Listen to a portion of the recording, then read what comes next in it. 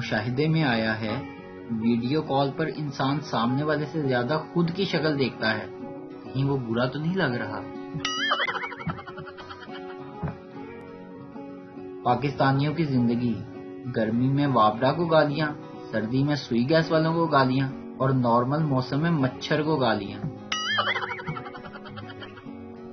لڑکیوں کو بڑی عید پر کپڑوں سے زیادہ چکنائی والے پتیلے مانجنے کی ٹینشن ہوتی ہے۔ آج کل لوگوں کا پیٹ بدہضمی سے کم اور دوسروں کی خوشیاں دیکھ کر زیادہ خراب ہوتا ہے۔ سنو لڑکیوں، اس بقرہ عید پر مغز کھا لینا، شاید عقل آ جائے آپ لوگوں کو۔ 2 ماہ سے ساس اور 2 سالے اپنے اہل خانہ کے ہمراہ ہمارے یہاں بن بلائے مہمان کے طور پر مقیم تھے۔ نہ دن میں سکون اور نہ رات میں، اخراجات آمدنی سے کہیں زیادہ۔ سسرالیوں کے واپس جانے کے کوئی آثار نہیں تھے اور بیگم صاحبہ اس بارے میں کوئی بات سننے کو روادار نہ تھی۔